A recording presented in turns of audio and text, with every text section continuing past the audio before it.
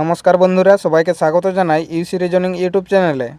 বন্ধুরা, আজকের ভিডিওতে রিজনিংয়ের 15টি গুরুত্বপূর্ণ প্রশ্ন উত্তর নিয়ে আলোচনা করব। এই ধরনের প্রশ্ন সমস্ত কম্পিটিটিভ এক্সামে এসে থাকে, সুতরাং ভিডিওটি সবাই শেষ পর্যন্ত দেখবে আর প্রশ্নগুলি নিজেরা প্রথমে করার চেষ্টা করবে এবং উত্তরটি আমার সঙ্গে মিলিয়ে নেবে। আজকের প্রথম প্রশ্ন এখানে কি আছে, নিচের অক্ষর সিরিজে ফাঁকা জায়গাগুলোতে কর্মানুসারে বসালে সিরিজটি সম্পূর্ণ হবে এমন বিকল্পটি নির্বাচন করুন। তাহলে এই শূন্যস্থানগুলিতে কোন অক্ষর হবে সেগুলি বের করতে হবে। এখানে তাহলে কি করতে হবে, এখানে মোট কতগুলি অক্ষর আর কটি শূন্যস্থান আছে সেটি বের করতে হবে।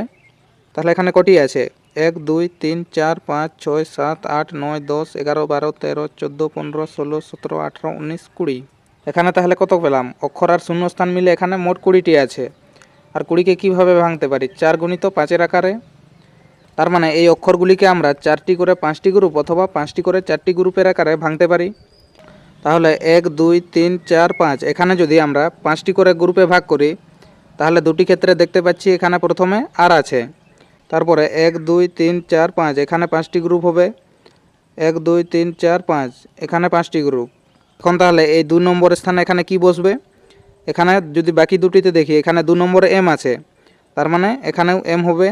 এম এর পর এখানে বাকি দুটি ক্ষেত্রে এখানে এন আছে, আর এই 3 নম্বরেও এখানে 3 নম্বরে এন আছে, তার মানে এখানেও এন হবে। এখন পরের গ্রুপে দেখব এখানে এন এর পরে এখানে কি হবে, বাকি গ্রুপে যদি দেখি এখানে এন এর পরে ও আছে, আর এখানে শেষ গ্রুপেও এন এর পরে ও আছে, তার মানে এখানেও ও হবে। এখানে শেষ অক্ষরটি কি হবে, তাহলে এখানে প্রথম গ্রুপে শেষে ডি আছে, আর এই গ্রুপটিতে এখানেও শেষে ডি আছে, তাহলে এখানে কি হবে, এখানেও ডি হবে। এখন 3 নম্বর গ্রুপে দেখব এখানে কি হবে, এখানে প্রথম অক্ষর কি আছে, এখানে আর ছিল, এখানেও আর আছে, আর এখানে শেষ গ্রুপেও আর আছে, তাহলে এখানেও আর হবে। তারপরে এই শূন্যস্থানে এখানে কি হবে, বাকি ক্ষেত্রে এখানে ডি এর আগে ও আছে, এখানেও ডি এর আগে ও আছে, আর এখানেও শেষের আগে ও আছে, তার মানে এই জায়গায় কি হবে, ও হবে। এখন শেষ গ্রুপে দেখব এখানে কি হবে, এখানে আর এর পরে কি হবে, বাকি ক্ষেত্রে কি আছে, আর এর পরে এম আছে, এখানেও এম আছে, আর এখানেও এম আছে, তার মানে এখানে কি হবে, এখানে এম হবে। তারপরে এখানে শেষ অক্ষরটি কি হবে, এখানে শেষে প্রত্যেকটি ক্ষেত্রে এখানে ডি আছে, তার মানে এখানেও ডি হবে। তাহলে এখান থেকে আমরা কি অক্ষর পেলাম, এখানে প্রথম গ্রুপে পেলাম এম এন, পরের গ্রুপে কি পেলাম ও আর ডি, তারপরের গ্রুপে কি অক্ষর পেলাম আর আর ও, তাহলে এখানে আর ও, তারপরের গ্রুপে M R D M D. এখন তাহলে এই অক্ষরগুলি কোন অপশানে আছে, এম এন ও ডি আর ও এম ডি, এই অক্ষরগুলি আমরা অপশান এতে দেখতে পাচ্ছি, তাহলে আমাদের সঠিক উত্তর কি হবে, অপশান এ হবে। পরের প্রশ্ন এখানে কি আছে, 25শে মার্চ 1995 শনিবার হলে 12 ডিসেম্বর 1997 তারিখে সপ্তাহের কোন দিন হবে। এখানে তাহলে কি দেখতে পাচ্ছি, মাস তারিখ আর বছর এখানে দুটি আলাদা আছে। তাহলে প্রথমে দেখব এই দুটি তারিখের মধ্যে আমরা কটি অড ডে পাবো। তাহলে প্রথমে কি আছে, 25শে মার্চ 1995, এটি কী বার আছে, শনিবার। আর আমাদের কি বের করতে হবে, 12 ডিসেম্বর 1997, 12 ডিসেম্বর 1997 এটি কী বার হবে সেটি বের করতে হবে। এখন তাহলে দেখব এই দুটি বছরের মধ্যে আমরা কটি অড ডে পাবো। এখানে কত আছে, 1995 থেকে 1997 হয়েছে, তার মানে এখানে বছরের ডিফারেন্স কত পাবো, 2 পাবো। আর এখানে লিপিয়ার কত আছে, এখানে 1995 লিপিয়ার নয়, 1996 লিপিয়ার আছে, আর 1997 লিপিয়ার নয়, তার মানে এখানে লিপিয়ার কত পাচ্ছি, এখানে লিপিয়ার একটি পাচ্ছি। এখন এই দুটি বছরের মধ্যে কটি অড ডে পেলাম, এখানে 2 + 1, এখানে 3টি অড ডে পাচ্ছি। তারপরে দেখব এখানে 25শে মার্চ আর 12 ডিসেম্বর এদের মধ্যে কটি অড ডে পাবো। তাহলে 25শে মার্চ আর 12 ডিসেম্বর এদের মধ্যে আমরা কটি অড ডে পাবো সেটি বের করব। তাহলে প্রথমে কি আছে, মার্চ মাস আছে, তাহলে মার্চ মাস কত দিনের হয়, 31 দিনের হয়।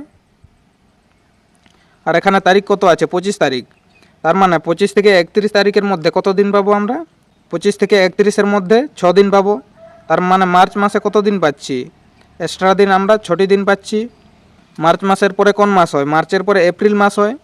এখন তাহলে দেখব এই এপ্রিল মাসের মধ্যে কটি অড ডে পাবো। এপ্রিল মাস কত দিনের হয়, এপ্রিল মাস 30 দিনের হয়। 30কে 7 দিয়ে ভাগ করলে ভাগশেষ কত পাবো, 30কে 7 দিয়ে ভাগ করলে 4 × 7 = 28, 29 30, দুটি ভাগশেষ থাকবে, তার মানে আমরা এখানে অড ডে কত পাচ্ছি, 2 দিন পাচ্ছি। এপ্রিলের পরে কোন মাস হয়, এপ্রিলের পরে মে মাস হয়। এখন দেখব মে মাসে কটি অড ডে পাবো, মে মাস কত দিনের হয়? মে মাস 31 দিনের হয়। 31কে 7 দিয়ে ভাগ করলে কত হবে? 4 7 28, 29 30 31, 3 ভাগশেষ থাকছে, তার মানে অড ডে কত হবে? 3 হবে। এখন মে মাসের পরে কোন মাস আছে? জুন মাস আছে। তাহলে জুন মাসে কত দিন হয়? জুন মাস 30 দিনের হয়, আর 30 দিনকে 7 দিয়ে ভাগ করলে ভাগশেষ কত থাকবে? 2 থাকবে। তার মানে এখানে অড ডে 2 হবে। জুন মাসের পরে কোন মাস হয়? জুন পরে জুলাই হয়, আর জুলাই মাস কত দিনের হয়?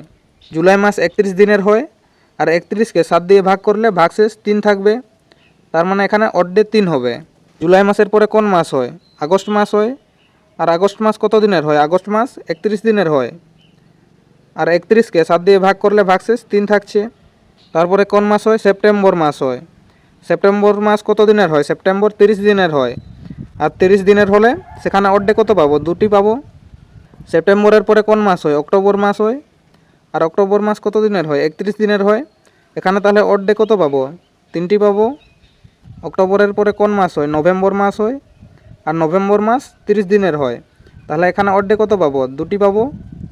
নভেম্বরের পরে কোন মাস হয়? ডিসেম্বর হয়, আর এখানে ডিসেম্বরের আমাদের তারিখ কত দেওয়া আছে? 12ই ডিসেম্বর দেওয়া আছে। তার মানে আমরা এখানে 12 ডিসেম্বর পর্যন্ত তারিখটি দেখব। তাহলে 12কে 7 দিয়ে ভাগ করলে ভাগশেষ কত থাকবে? 7 একে 7, 8 9 10 11 12, ভাগশেষ 5 থাকছে। তার মানে এখানে অড ডে কত পাবো? 5টি পাবো ডিসেম্বর মাসে। এখন তাহলে দেখবো এখানে কটি অড ডে পাবো। এখানে 5 আর 2 7 হচ্ছে, তার মানে এটি 7 দিয়ে কেটে যাচ্ছে। তারপরে 3 4 5 6 7, এটিও 7 দিয়ে কেটে যাচ্ছে। 3 3 দুগুণে 6, 3 3কে 9, 9 আর 6 15, আর 15 আর 2 17। তাহলে এখানে এদের যোগফল কত হচ্ছে? 17 হচ্ছে। আর 17কে 7 দিয়ে ভাগ করলে কত হবে? 7 দুগুণে 14, 14 15 16 17, এখানে 3 ভাগশেষ থাকছে।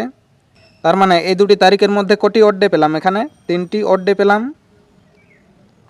এখানে তাহলে এই দুটি তারিখের মধ্যে আমরা অড ডে কতই পেলাম? এখানে অড ডে 3টি পেলাম।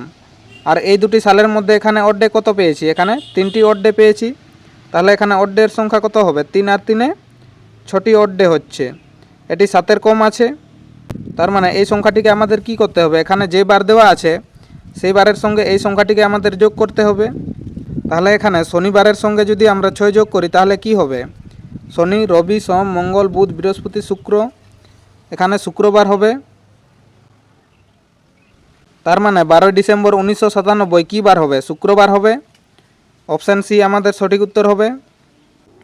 পরের প্রশ্ন এখানে কি আছে? একটি কোড ভাষায় এ এড বি মানে এ হলো বি এর স্বামী, এ এইচ বি মানে এ হলো বি এর মা, এ এন বি মানে এ হলো বি এর মেয়ে, এ ডলার বি মানে এ হলো বি এর ভাই। তাহলে এই সমীকরণটির মান থেকে আমাদের বের করতে হবে পি এর সাথে এম এর সম্পর্ক কি। তাহলে প্রথমে কি আছে? এখানে এম এন্ড এন।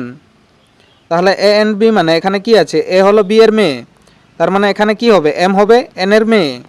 তার মানে এখানে এম হচ্ছে মেয়ে, এখানে এম স্ত্রী বোঝাচ্ছে মাইনাস চিহ্ন দিব। আর এম কার মেয়ে? এম হচ্ছে এন এর মেয়ে, তার মানে এন হচ্ছে এম এর থেকে বড় হবে, উপরের দিকে লিখেছি। তারপরে কি আছে? এন এড ও। এখানে এ এড বি মানে কি আছে? এ হলো বি এর স্বামী, তার মানে এখানে এন কে হবে? এন হবে ও এর স্বামী হবে। এন স্বামী বোঝাচ্ছে, পুরুষ, প্লাস চিহ্ন দিব। আর এন হচ্ছে স্বামী, কার স্বামী? ও এর স্বামী। এরা স্বামী স্ত্রী, এদের মাঝখানে প্লাস চিহ্ন দিব। তারপরে কি আছে? O H P. এখানে এ এইচ বি মানে কি আছে? এ হলো বি এর মা, তার মানে এখানে ও কে হবে? ও হবে পি এর মা হবে। তার মানে এখানে ও মা বোঝাচ্ছে, মাইনাস চিহ্ন দিব। আর ও কার মা? ও হচ্ছে পি এর মা, তার মানে ও এর থেকে পি ছোট হবে, তাই পিকে আমরা নিচের দিকে লিখব। তারপরে কি আছে? এখানে পি ডলার কিউ। এখানে এর মান কি আছে? এ ডলার বি মানে এ হলো বি এর ভাই, তার মানে এখানে পি কে হবে? পি হবে কিউ এর ভাই, তার মানে পি হচ্ছে ভাই, পুরুষ বোঝাচ্ছে, প্লাস চিহ্ন দিব। পি কার ভাই? কিউ এর ভাই। এরা একই জেনারেশনের, একই লাইনে লিখব। তাহলে এখানে প্রশ্ন কি দিয়েছে? পি এর সাথে এম এর সম্পর্ক কি। পি কোথায় আছে? পি আছে এখানে, আর এখানে এম আছে। এখানে তাহলে কি দেখতে পাচ্ছি? পি এর মা হচ্ছে ও, আর এম এর বাবা হচ্ছে এন, আর এরা হচ্ছে স্বামী স্ত্রী। তার মানে এখানে কি হবে? পি এর বাবা হবে এন, আর এম এর মা হবে ও। তাহলে এদের মধ্যে সম্পর্ক কি হবে? তার মানে এখানে এম এর ভাই হবে পি, এম এর ভাই হবে এখানে পি। তাহলে আমাদের সঠিক উত্তর কি হবে? অপশান এ হবে ভাই, সঠিক উত্তর। পরের প্রশ্ন এখানে কি আছে? নিচের প্রশ্নবোধক স্থানে কোন সংখ্যা বসবে? এখানে প্রশ্ন চিহ্নের জায়গায় কি হবে সেটি বের করতে হবে। এখানে তাহলে সম্পর্ক কিভাবে দেওয়া আছে, এই লাইন বরাবর যদি দেখি এখানে 8-এর সঙ্গে 3 গুণ করলে কত হবে, 3 8 24 হবে। আর 24-এর সঙ্গে 4 যোগ করলে কত হবে, 28 হবে। তার মানে এখানে 8-এর সঙ্গে 2 গুণ করার পর 4 যোগ করলে এই সংখ্যাটি আসছে। তারপরে দেখব এখানে 28 থেকে 53 কিভাবে এসেছে। 28-এর সঙ্গে যদি 2 গুণ করি তাহলে কত পাবো, 28 দুগুণে 56 পাবো। আর 56 থেকে 3 বিয়োগ করলে 53 হবে। একইভাবে তাহলে এখন পরেরটির ক্ষেত্রে দেখব, এখানে 7-এর সঙ্গে 3 গুণ করলে কত হবে, 7-এর সঙ্গে 3 গুণ করলে 21 হবে। আর 21-এর সঙ্গে 4 যোগ করলে কত হবে, 25 হবে। আর এখানে 25 আছে। তারপরে দেখব এখানে 25 থেকে 47 কিভাবে আছে। তাহলে 25-এর সঙ্গে 2 গুণ করলে কত হবে, 25 দুগুণে 50। আর এখানে কত বিয়োগ করা হয়েছিল, 3 বিয়োগ করা হয়েছিল। তার মানে এখানেও 3 বিয়োগ করব। আর 50 থেকে 3 বিয়োগ করলে কত হবে, 47 হবে। আর এখানে কত আছে, 47 আছে। একইভাবে তাহলে এখানে পরেরটি দেখব, এখানে প্রশ্ন চিহ্নের জায়গায় কি হবে। তাহলে এখানে কত আছে, 13, 43 আর প্রশ্ন চিহ্ন। এখানে 13-র সঙ্গে যদি আমরা 3 গুণ করি কত হবে, 3 13 39 হবে। আর 39-এর সঙ্গে 4 যোগ করলে কত হবে, 43 হবে। আর এখানে 43 আছে। এখন তাহলে দেখব এখানে 43-এর সঙ্গে 2 গুণ করলে কত হবে, 43-এর সঙ্গে 2 গুণ করলে কত হয়, 86 হয়। আর 86 থেকে 3 বিয়োগ করলে কত হবে, 83 হবে। তাহলে এখানে প্রশ্ন চিহ্নের জায়গায় কি হবে, 83 হবে। অপশান এ আমাদের সঠিক উত্তর হবে 83। পরের প্রশ্ন এখানে কি আছে, নিচের সিরিজে প্রশ্ন চিহ্নের স্থানে কোন সংখ্যা আসবে তা নির্ধারণ করুন। তাহলে এখানে প্রশ্ন চিহ্ন শেষে আছে, এখানে কি হবে সেটি বের করব। এখানে তাহলে প্রথমে কি আছে, 9 থেকে 21 হয়েছে।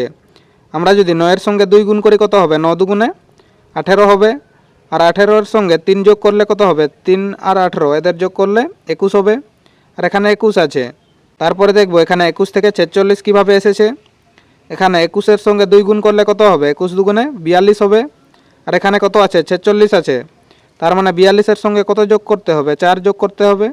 তাহলে আমরা এখানে 46 পাবো। তারপরে কি হয়েছে, এখানে 46 থেকে 97। তার মানে 46-এর সঙ্গে যদি আমরা 2 গুণ করি কত হবে, 46 দুগুণে এখানে 92 হবে। আর এখানে কত আছে, 97 আছে। তার মানে 92-এর সঙ্গে কত যোগ হয়েছে, 5 যোগ হয়েছে। 5 যোগ করলে আমরা 97 পাবো। আর এখানে কত আছে, 97 থেকে 200 আছে। তাহলে এখানে 97-এর সঙ্গে 2 গুণ করলে কত হবে, 97 দুগুণে 194 হবে। আর এখানে কত আছে, 200 আছে। তার মানে 194-এর সঙ্গে এখানে কত যোগ হয়েছে, এখানে 6 যোগ হয়েছে। 6 যোগ করলে 200 পাবো। এখানে তাহলে কি দেখতে পাচ্ছি, প্রতিটি ক্ষেত্রে এখানে 2 গুণ হয়েছে। আর এখানে যোগ হয়েছে, একটি করে সংখ্যা যোগের ক্ষেত্রে বেড়ে যাচ্ছে পরেরটির ক্ষেত্রে। এখন তাহলে প্রশ্ন চিহ্নের জায়গায় কি হবে সেটি কিভাবে পাবো। আমাদের এখানে 200-র সঙ্গে আমাদের 2 গুণ করতে হবে। 200-র সঙ্গে 2 গুণ করলে কত হবে, এখানে 400 হবে। আর আমাদের এখানে কত যোগ করতে হবে, আমরা এখানে শেষে কত যোগ করেছি, 6 যোগ করেছি। তার মানে এখানে 1 বাড়বে, এখানে 7 হবে। তাহলে 400-র সঙ্গে 7 যোগ করলে কত হবে, 407 হবে। তার মানে এখানে প্রশ্ন চিহ্নের জায়গায় কি হবে, এখানে 407 হবে। 407 কোন অপশানে আছে, অপশান সিতে আছে। অপশান সি সঠিক উত্তর হবে। পরের প্রশ্ন এখানে কি আছে, একটি নির্দিষ্ট কোড ভাষায় প্ল্যান্ট লেখা হয় NRVDP এবং স্কোর লেখা হয় EURGT। তাহলে গ্রিন কিভাবে লেখা হবে। তাহলে প্রথমে দেখব এখানে প্ল্যান্ট থেকে এই অক্ষরগুলি কিভাবে এসেছে। তাহলে কি আছে, PLANT। এখান থেকে কি হয়েছে, NRDVP। তাহলে এখানে সম্পর্কটি কিভাবে আছে, আমরা যদি এখানে দেখি P থেকে R এখানে কত হয়েছে, +2 হয়েছে। আর এখানে L থেকে M, LMN এখানেও 2 যোগ হয়েছে। তারপর এখানে যদি শেষ দুটির মধ্যে সম্পর্ক দেখি, এখানে T থেকে V, TUV এখানে 2 যোগ হয়েছে। আর এখানে N থেকে P, NOP এখানেও 2 যোগ হয়েছে। আর এখানে A থেকে D যদি দেখি, ABCD এর ক্ষেত্রে কত যোগ হয়েছে, 3 যোগ হয়েছে। এখন দেখব এখানে স্কোর থেকে EURGT কিভাবে এসেছে। তাহলে এখানে কি আছে, SCORE এখান থেকে কি হয়েছে, ই ইউ আর জি টি, এখানে এস থেকে ইউ এস টি ইউ, এখানেও 2 যোগ হয়েছে। সি থেকে ই সি ডি ই, এখানেও 2 যোগ হয়েছে। তারপরে এখানে শেষ দুটির মধ্যে যদি দেখি আর থেকে টি, এখানে আর এস টি, এখানেও 2 যোগ হয়েছে। ই থেকে জি ই এফ জি, এখানেও 2 যোগ হয়েছে। তারপরে এখানে ও থেকে আর হয়েছে ও পি কিউ আর, এখানেও 3 যোগ হয়েছে। এখানে তাহলে কি দেখতে পাচ্ছি, এখানে প্রথম দুটি অক্ষরের মধ্যে এইভাবে ক্রস হয়েছে এবং 2 যোগ হয়েছে, এবং মাঝের অক্ষরের ক্ষেত্রে 3 যোগ হয়েছে, এবং শেষ দুটি অক্ষরের ক্ষেত্রেও এখানে ক্রস হয়েছে আর 2 যোগ হয়েছে। এখন তাহলে আমরা এখানে গ্রিড কিভাবে লেখা হবে সেটি বের করব। কি আছে, জি আর আই এন ডি, এখানে প্রথম দুটি অক্ষর এইভাবে ক্রস হবে আর এদের মধ্যে 2 যোগ হবে। তাহলে আর এর সঙ্গে 2 যোগ করলে কত হবে, আর এস টি, এখানে টি হবে। আর এখানে জি এর সঙ্গে 2 যোগ করলে জি এইচ আই, এখানে আই হবে। তারপরে এখানে এন আর ডি, ডি এর সঙ্গে 2 যোগ করলে কত হবে, ডি ই এফ, এখানে এফ হবে। আর এন এর সঙ্গে 2 যোগ করলে এন ও পি, এখানে পি হবে। আর এখানে আই এর সঙ্গে 3 যোগ করলে কত হবে, আই জে কে এল, এখানে এল হবে। তাহলে T I L F P কোন অপশানে আছে, T I L F P option সিতে আছে, অপশান সি সঠিক উত্তর হবে। পরের প্রশ্ন এখানে কি আছে, এমওসি অনুপাত এম কে ডাব্লিউ সমানুপাত এস ই এল অনুপাত জি ইউ এন সমানুপাত ডি কে আর অনুপাত প্রশ্নচিহ্ন। এখানে প্রশ্নচিহ্নে কি হবে সেটি বের করতে হবে। তাহলে প্রথমে দেখব এমওসি থেকে এম কে ডাব্লিউ কীভাবে এসেছে। এখানে যদি এম আর এম এদের ডিফারেন্স দেখি, তাহলে ডিফারেন্স কত পাচ্ছি, 0 পাচ্ছি। আর পরের ক্ষেত্রে এখানে এস থেকে জি, এখানে কত, এখানে 0 আসছে না, তার মানে এই লজিকটি এখানে কাজ করছে না। তাহলে এখানে এম থেকে এম কিভাবে পাবো, এখানে এম এর বিপরীত অক্ষর কি আছে, এম এর বিপরীতে এন থাকে। আর এখানে এন আর এম এদের মধ্যে ডিফারেন্স যদি দেখি, এখানে ডিফারেন্স কত হবে, -1 হবে। তারপরে ও এর বিপরীতে কে থাকে, ও এর বিপরীতে এল থাকে। আর এখানে এল থেকে কে যদি ডিফারেন্স দেখি, এখানে কত পাবো, -1 পাবো। তারপরে কত আছে, সি আছে, সি এর বিপরীতে কে থাকে, সি এর বিপরীতে ভি থাকে। এখানে ভি থেকে ডাব্লিউ, এখানে কিভাবে, ডাব্লিউ ভি, এখানে -1 হয়েছে এখানেও। তারপরে দেখব এখানে এস ই এল থেকে জি ইউ এন, এখানে এস এর বিপরীতে কে হয়, এইচ হয়। আর এখানে এইচ থেকে জি হয়েছে, এখানে জি এইচ, তার মানে এখানেও -1 হয়েছে। তারপরে কি আছে, ই আছে, এখানে ই এর বিপরীতে কে হয়, ই এর বিপরীতে ভি হয়। এখানে ভি থেকে ইউ হয়েছে, তার মানে এখানেও -1 হয়েছে। তারপরে এল আছে, এল এর বিপরীতে কে থাকে, ও থাকে। আর এখানে কি আছে, ও থেকে এন হয়েছে, তার মানে এখানেও -1 হয়েছে। এখন তাহলে বের করব এখানে ডি কে আর থেকে এখানে প্রশ্নচিহ্নের জায়গায় কি আসবে। তাহলে ডি এর বিপরীতে কে হয়, ডি এর বিপরীতে ডাব্লিউ হয়। আর ডাব্লিউ থেকে যদি -1 করা হয় তাহলে কত হবে, ভি হবে। তারপরে কি আছে, কে আছে, কে এর বিপরীতে কে থাকে, পি থাকে। আর পি থেকে -1 করলে কত হবে, ও হবে। তারপরে কে আছে, আর আছে, আর এর বিপরীতে কে হয়, আই হয়। আর আই থেকে -1 করলে কত হবে, আই থেকে -1 করলে এইচ হবে। তাহলে এখানে প্রশ্নচিহ্নের জায়গায় আমরা কি পাচ্ছি, ভি ও এইচ পাচ্ছি। ভি ও এইচ সঠিক উত্তর হবে। অপশান এতে আছে V O H, option A সঠিক উত্তর।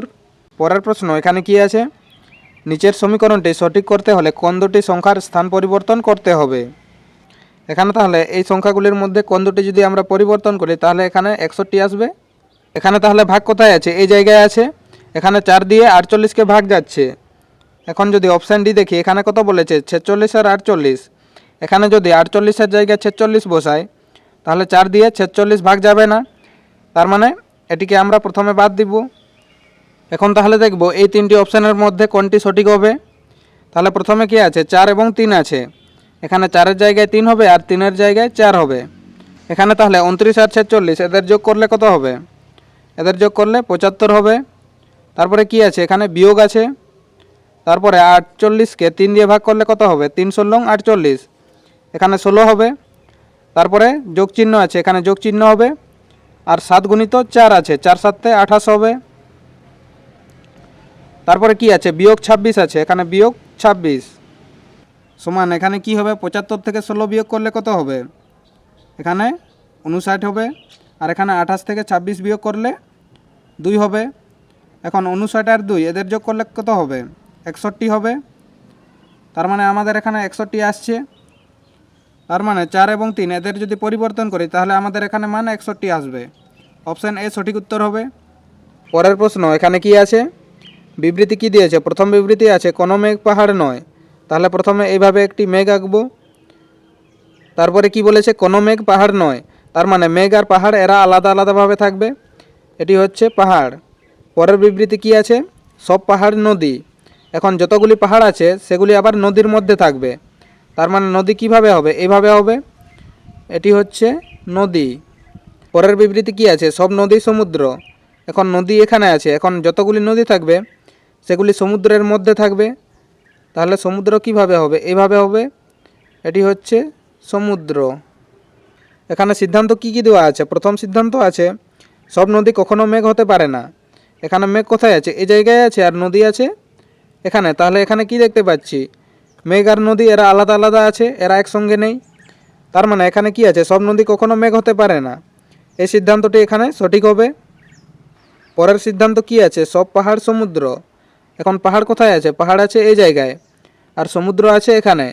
তাহলে এখানে কি দেখতে পাচ্ছি? সমস্ত পাহাড় সমুদ্রের মধ্যে আছে, তার মানে সব পাহাড় সমুদ্র। এই সিদ্ধান্তটি এখানে সঠিক আছে।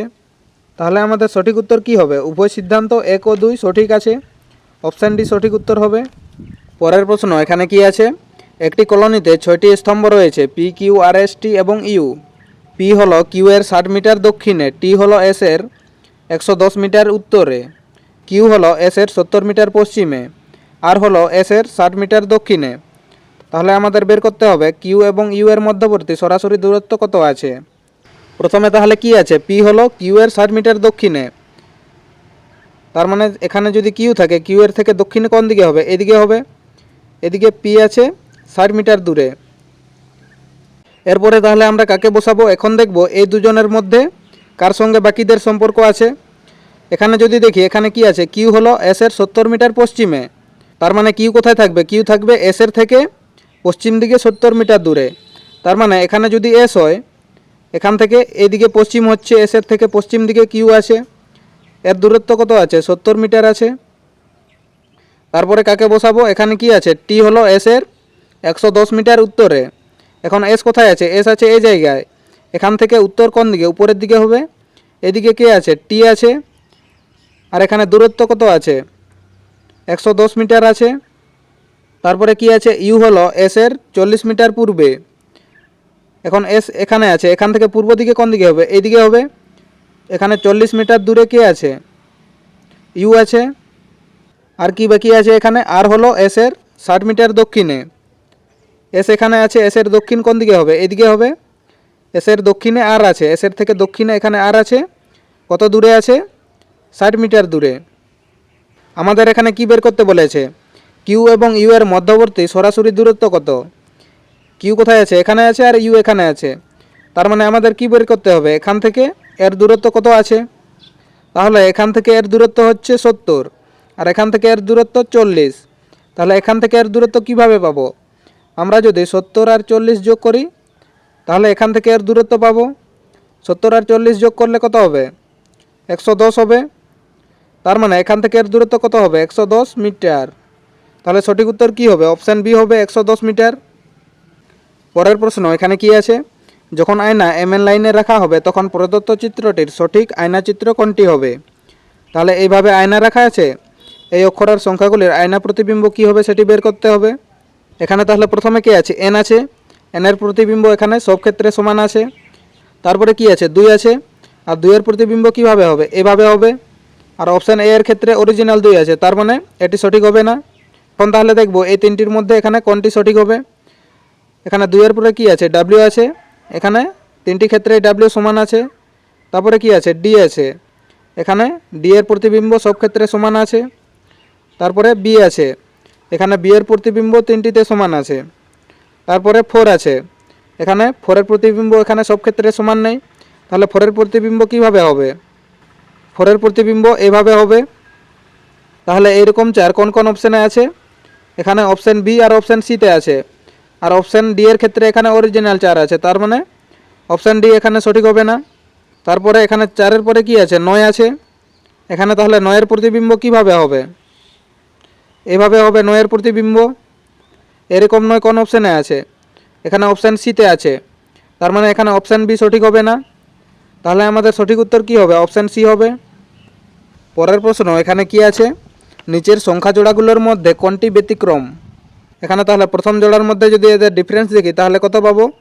এখানে কত আছে 6286, এখান থেকে 1965 আছে, তাহলে এদের ডিফারেন্স কত পাবো।